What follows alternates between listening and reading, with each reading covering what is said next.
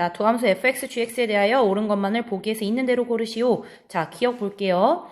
기억 보면 fx하고 fx, gx의 극한값이 존재하면 극한값 gx의 값이 존재한다 이건데 지금 현재 존재한다고 하는 애가 fx하고요. fx, gx예요. 그럼 여기서 얘네 둘을 갖고 gx를 만드는 방법은 어떻게 될까요? 뒤에 있는 것을 fx로 나누면 되겠죠?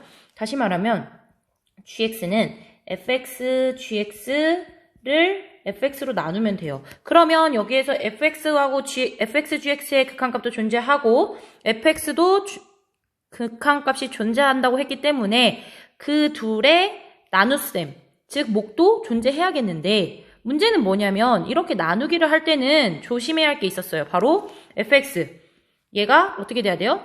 0이 되면 안 되겠죠. 근데 그런 말이 여기에 어디에도 없어요. 그렇죠?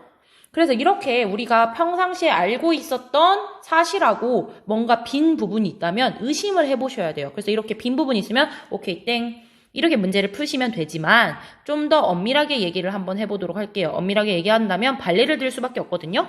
예를 들면 지금 여기에서 발레를 들 수 있는 건 뭐라고요? 위험한 부분이 뭐예요? 바로 fx가 뭐가 되는 거? 0이 되는 거예요.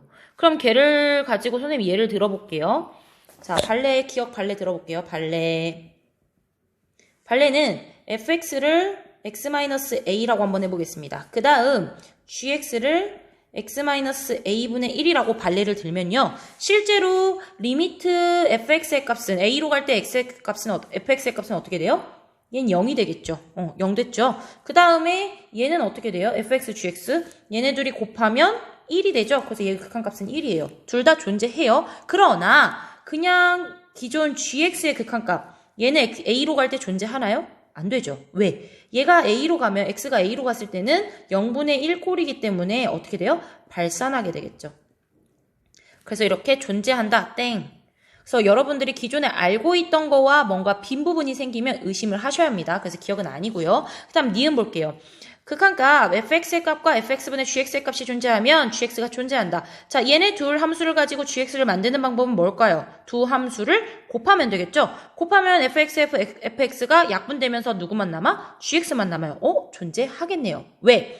두 극한값이 존재하면 두 함수의 곱도 극한값이 존재한다고 배웠죠. 네.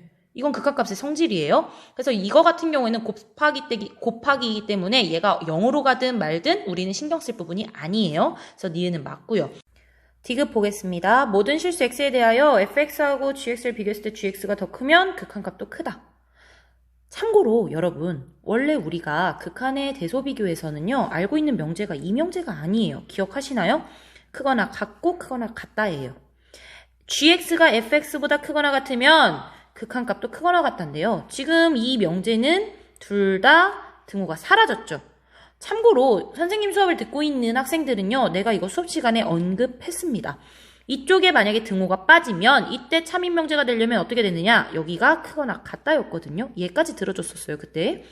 그러면 지금 이게 없어진 거죠. 그러면 일단 아까 기억 푼 것처럼 찝찝해. 땡. 이렇게 풀어도 되지만 선생님이라면 솔직히 말해서 수업 만약에 이게 시험에서 나왔다면 빠르게 풀려면 이게 맞는데? 아니야 이렇게 하겠지만 지금 여러분들이 엄밀하게 풀 필요성이 있기 때문에 어떤 명제가 거짓임을 밝히기 위해서는요 발레 아까 기억처럼 발레를 들면 되거든요. 한번 발레 한번 들어볼게요. 그럼 내가 발레를 들려면 어떻게 들면 되죠? 같게 될 때를 구하시면 되겠죠. 항상 gx가 크지만 극한값은 같게 될 때를 한번 구해보도록 할게요. 그러면 발레 예를 들면 fx를 x제곱이라고 해볼게요. 그 다음 gx를요 2x제곱이라고 할게요. 그러면 여러분들 보시면 fx보다 gx가 항상 큰 거 맞죠? 맞나요? 자, 비판적으로 보셔야 돼요. 항상 큰가요? 그건 아니에요. 왜 그럴까요? 어느 부분이 문제가 생겨요? 0일 때. 0일 때는 둘 다 뭐가 돼요? 0이 돼요. 그래서 선생님이 적당히 이 문제에 맞춰서 조절 좀 해볼게요. 이렇게. 얘는 0이 아닐 때고 x가 0일 때는 어떻게 놓을 거냐면 얘보다 크게 그냥 1 이렇게 놔볼게요. 이렇게 했을 때 참고로 a를 뭐로 놓을 거냐면 0으로 갈 때 a도 0으로 갈 때 그러면 실제로 fx, gx 비교하시면요 fx보다 gx는 항상 커요. 항상 x가 0일 때는 얘가 0이고 얘는 1이니까 얘가 더 크죠. 그러면 이때 0으로 갈 때 극한값을 보시면요. fx의 극한값은 어디로 가요? 0으로 가요. gx는요? 1로 가나요?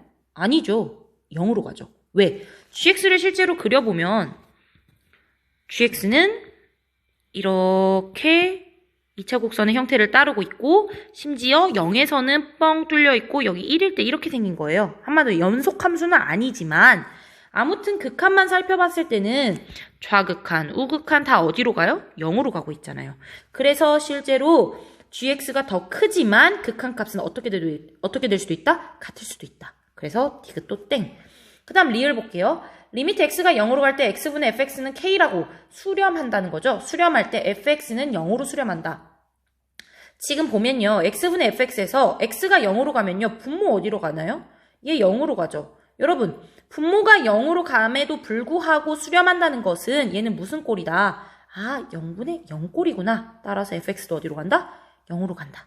라고 하시면 되겠습니다. 괜찮으신가요? 그래서 리을도 맞습니다. 답은 니은 리을이에요. 자, 이렇게 풀면 좋겠죠. 자, 리을도 한 번만 더 얘기해 볼게요. 사실 선생님은 시험 푼다면 이렇게 풀 거예요. 얘가 0인데 수렴하네? 그럼 당연히 0분의 0꼴 0 이렇게 하겠지만 조금 더 엄밀하게 설명한다면 저 함수 자체를 hx라고 해볼게요. x분의 fx를. 얘를 hx라고 놓으면 fx는 뭐가 되죠? 저절로? x 곱하기 hx가 되겠죠. 그러면 리미트 x가 0으로 갈 때 fx는 뭐랑 같아? 리미트 x가 0으로 갈 때 xfx가 되겠죠. 근데 실제로 x도 그렇고 fx도 그렇고 둘 다 수렴해요.